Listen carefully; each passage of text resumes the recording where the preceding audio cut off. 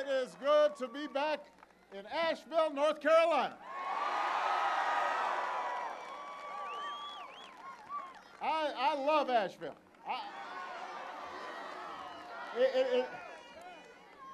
In fact, I think I should be on the Tourism Promotion Bureau of Asheville.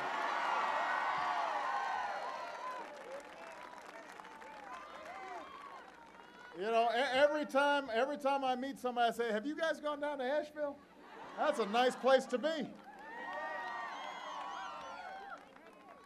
So it is wonderful to be back in one of my favorite parts of the country. Our family has great memories of staying here, and it's always nice to get out of Washington and breathe some of that mountain air. I want to recognize a couple of people who are here. First of all, one of the outstanding senators in the United States Senate, your Senator Kay Hagan's in the house.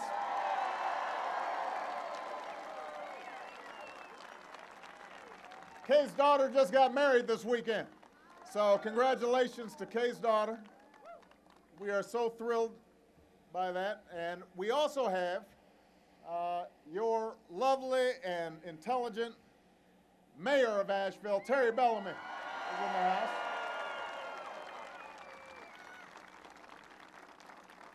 The last time I was here, Terry said she could play basketball. And so we went out. It turned out she was a cheerleader and not a basketball player.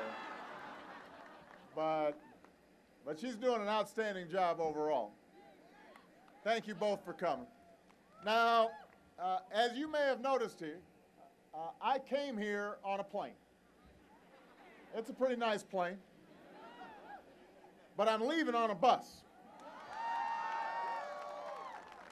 The bus is pretty hard to miss. And over the next few days, we are going to take this bus through North Carolina and Virginia, and I'm going to get a chance to hear from folks about how they're doing, what direction they want to take the country in. And I'll be doing a little bit of talking, but mostly I'm going to do a whole lot of listening, because there doesn't seem to be much listening going on in Washington these days.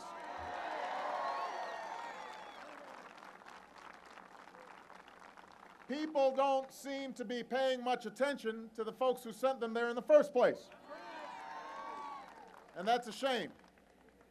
Because once you escape the partisanship and the political point scoring in Washington, once you start really listening to the American people, it's pretty clear what our country and your leaders should be spending their time on.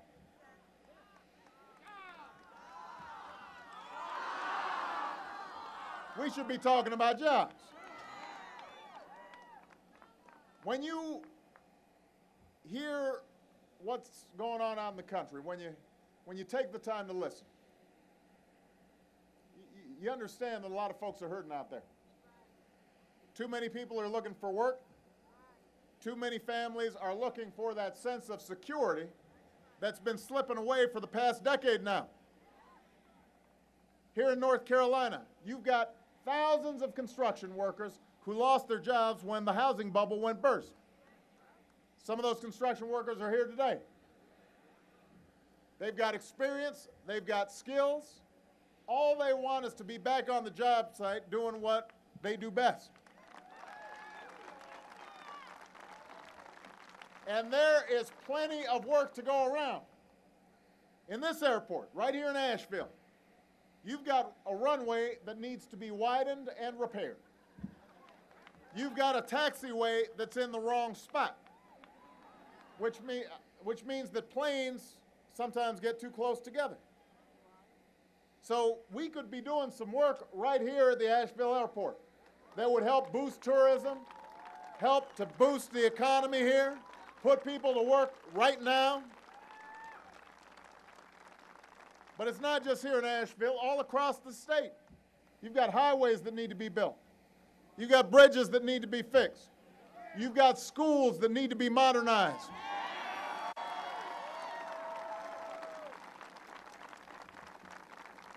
And that's what America used to do best. We used to build things. Built the Transcontinental Railroad. built the Golden Gate Bridge, the Hoover Dam, the Grand Central Station. There's no reason why we should sit here and watch the best highways and the newest airports being built in China. We should be building them right here in the United States of America. Right here in North Carolina. Now, our problems were a long time in the making. We're not going to solve them overnight. But there are things we can do right now to put people back to work. Right now. There are things we should do right now to give the economy the jolt that it needs. So that's why I sent to Congress the American Jobs Act.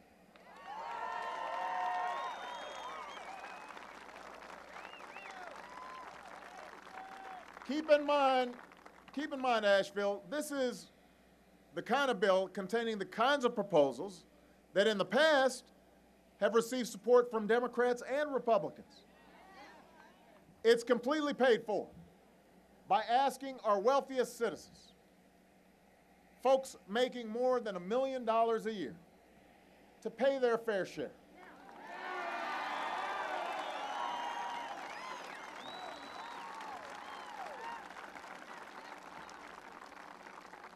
Independent economists, not my economists, but independent economists, have said this jobs bill would create nearly 2 million jobs.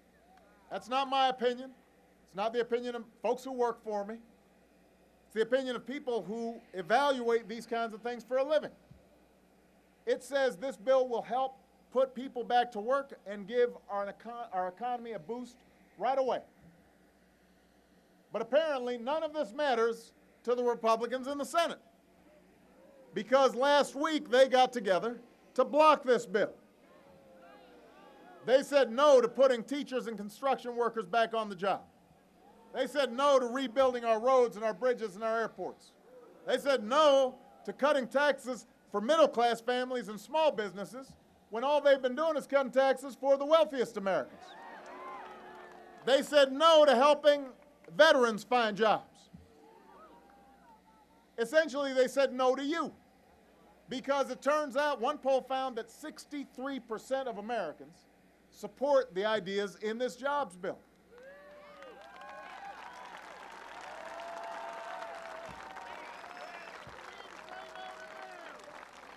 So 63% of Americans support the jobs bill that I put forward. 100% of Republicans in the Senate voted against it. That doesn't make any sense, does it? No, it does not. Now, it turns out that the Republicans have a plan too. I want to be fair. They called, they put forward this plan last week. They called it the Real American Jobs Act. The real one, that's what they called it. Just in case you were wondering. So let's take a look at what the Republican American Jobs Act looks like. Turns out the Republican plan boils down to a few basic ideas. They want to gut regulations. They want to let Wall Street do whatever it wants. They want to drill more. And they want to repeal health care reform. That's their jobs plan. So let's do a little comparison here. The Republican plan says that what's been standing in the way between us and full employment are laws that keep companies from polluting as much as they want. On the other hand, our plan puts teachers, construction workers, firefighters, and police officers back on the job.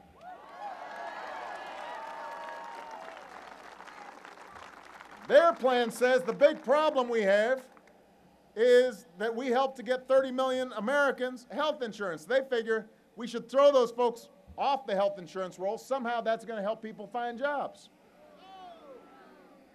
Our plan says we're better off if every small business and worker in America gets a tax cut. And that's what's in my jobs bill.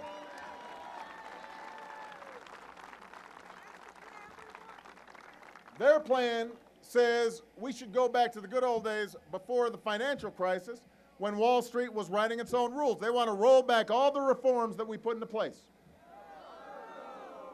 Our plan says We need to make it easier for small businesses to grow and hire and push this economy forward. All right, so you've gotten a sense. You got their plan, and then we got my plan. My plan says we're going to put teachers back in the classroom, construction workers back to work rebuilding America, rebuilding our schools, tax cuts for small businesses, tax cuts for hiring veterans, tax cuts if you give your worker a raise. That's my plan. And then you got their plan, which is let's have dirtier air, dirtier water, less people with health insurance. All right, so far at least, I feel better about my plan. But let's admit I'm a little biased. So remember those independent economists who said our plan would create jobs, maybe as many as almost 2 million jobs, grow the economy by as much as 2%? So one of the same economists that took a look at our plan took a look at the Republican plan. And they said, well, this won't do much to help the economy in the short term. It could actually cost us jobs. We could actually lose jobs with their plan. So I'll let you decide which plan is the real American Jobs Act.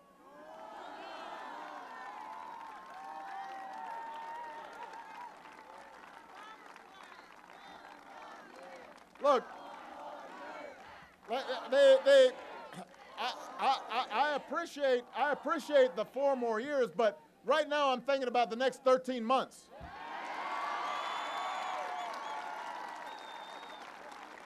Because, yes, we've got an election coming up, but that election's a long ways away, and a lot of folks can't wait. A lot of folks are living paycheck to paycheck. A lot of folks are living week to week. You've got kids right now who've lost their teachers because at the local level you ended up having layoffs. You've got bridges right now that are crumbling and deteriorating. So we don't have time to wait. And we've got a choice right now. Right now. Look, I want to work with Republicans on ways to create jobs right now. And where they've got a decent idea, I'm happy to work with them. Just last week, we passed a bipartisan trade agreement with Korea that will allow us to sell more goods overseas and support almost 70,000 jobs here at home.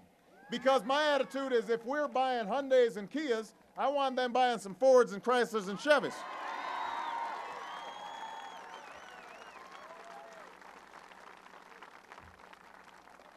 So if they're serious about creating jobs, I'm ready to go.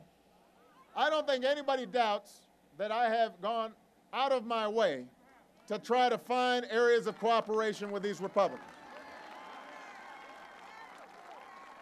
In fact, some of you have been mad at me for trying too hard to cooperate with them, haven't you?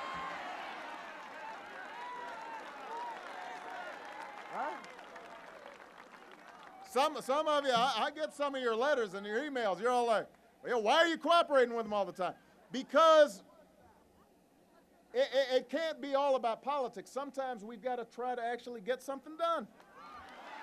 And so I'm eager to see them stand up with a serious approach to putting people back to work. It's time to focus less on satisfying some wing of the party and more on common sense ideas that we can take to put people to work right now and help the middle class. And help people get into the middle class. Because there are a whole bunch of folks who are hurting out there and have never gotten an opportunity. So, we're going to give members of Congress another chance to step up to the plate and do the right thing. Kay and I, we've decided let's go ahead and let them do the right thing one more time. We're going to give them another chance to do their jobs by looking after your jobs. So, this week, I'm asking members of Congress to vote. What we're going to do is we're going to break up my jobs bill. Maybe they just couldn't understand the whole thing all at once. So we're going to break it up into bite-sized pieces so they can take a thoughtful approach to this legislation. So this week I'm going to ask members of Congress to vote on one component of the plan, which is whether we should put hundreds of thousands of teachers back in the classroom and cops back on the street and firefighters back to work.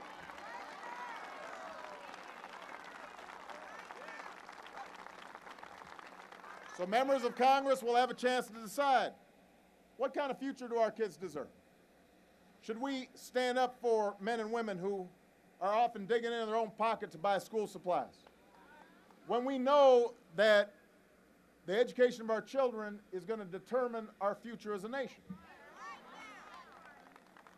They're going to have a chance to decide, do we want to make sure that we're looking after the men and women who protect our communities every day, our first responders, our firefighters, our police officers?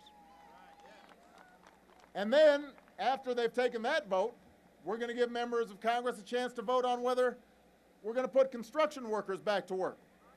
Should they be just sitting around while roads and bridges and runways fall apart, or should we put them back to work doing the work that America needs done?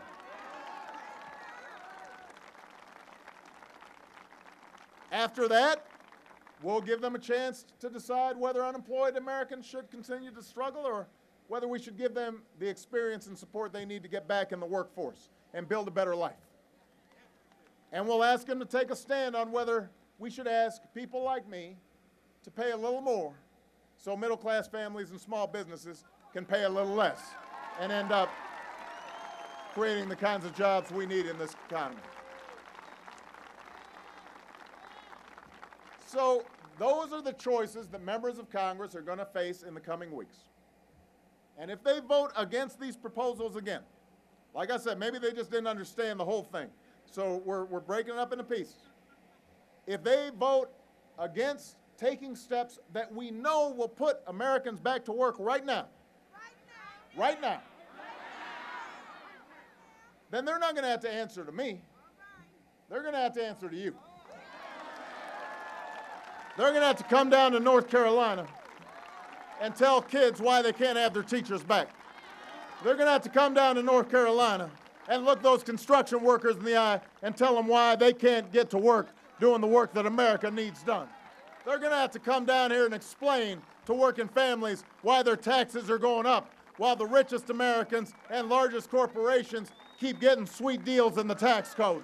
They're going to have to come down and explain to you why they don't have an answer for how we're putting Americans to work right now.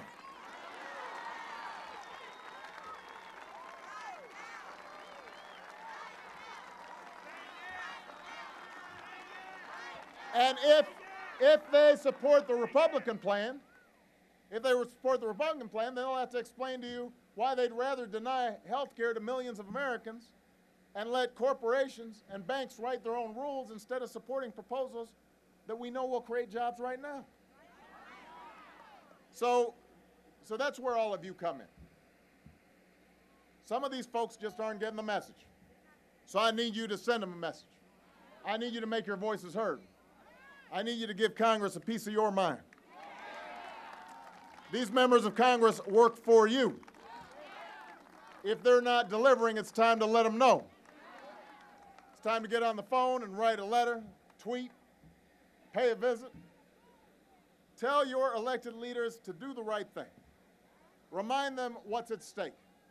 Putting people back to work. Restoring economic security for middle-class families and helping create a ladder for folks who aren't middle class yet to get into the middle class. Rebuilding an economy where hard work is valued and responsibility is rewarded. Building an economy that lasts for the future and for our children. If we want to actually lower the deficit and invest in our future, if we want the best roads and best bridges and best airports here in the United States, if we want to continue to invest in our technology and our basic science and research, so that we can continue to invent new drugs and make sure the new cars of the future that are running on electricity are made right here in North Carolina and made right here in America. If we want to do all those things, then we got to step up. We got to get to work. We got to get busy right now. We can't do nothing. Too many folks are hurting out there to do nothing. We need to act right now. We are not a people who sit by and do nothing when things aren't right. We're Americans. If something's not working, we go out there and fix it. We stick with it until the problem's fixed. That's the spirit we need to muster right now. Let's meet this moment. Let's get to work. Let's show the world once again why the United States is the greatest country on earth. God bless you. God bless the United States. And thank you, Asheville. Thank you, North Carolina.